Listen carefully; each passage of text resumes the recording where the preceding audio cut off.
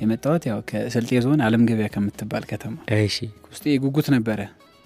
ያው በጣም ተጎድቼ ስለነበረ በሰዓቱ የኔን ታሪክ ወደ ሚዲያ ማውጣት አለብኝ።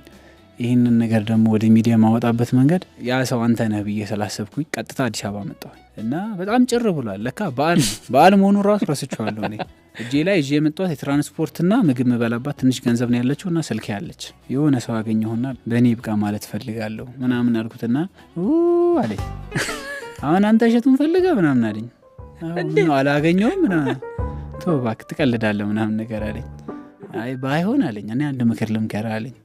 ቲክቶከሮች ጋር ተገናኝና እሱን እንዲያገናኙ ጠይቃቸው አይነት ነገር አለኝ ማለት ነው። ከዛ የተወሰኑ ቲክቶከሮች ጋር ስንደውል ክፍያ ጠየቁኝ ማለት ነው። ስንት ቀለል ያለ የጠየቁት 5,000 ብር።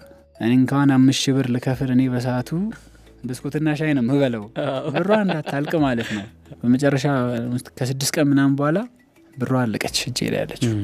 በቃ ስልኬን እንዳርኳት ማለት ነው። ስልኬን ስጬ 1-2 ቀን ከቆየው በኋላ ለምን ወደ ቦሌ አካባቢ ሄደ ዞር አትልም? ወንዶቹ አይሰሩለት ግን ሴቶች ስለሚኖሩ ሴቶቹ እንደው ሊተባበሩ ይችላሉ ምናምን አለኝ አንድ ሰው ማለት ነው። ቦሌ ሄድኩኝ ቲክቶከር ፍለጋ። የት ቦሌ አካባቢ? ኤርፖርቱ አካባቢ ስካይላይት አካባቢ ሄድኩ። እሺ መኳተን ጀመርኩ ማለት ነው። ምን ፍለጋ? የሚቀርጽ ሰው ፍለጋ።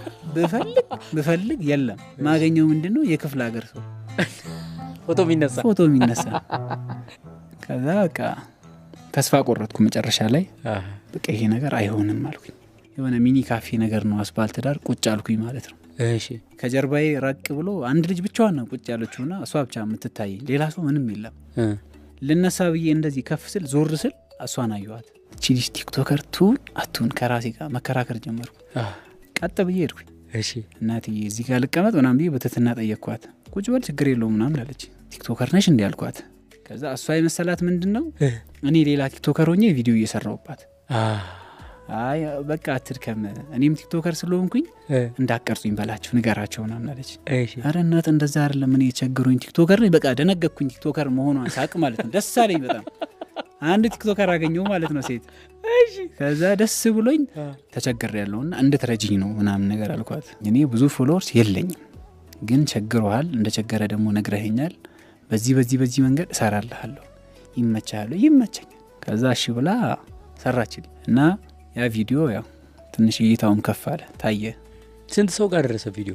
ከ100,000 ሰው በላይ አይቶታል። እኛንን የደወልንላችሁ? አዎ። ስንት ጊዜ ሆነው ይሄ ከሆነ? አይ ቲንክ 6 ወር። አልহামዱሊላህ በጣም ደስ ብሎኛል።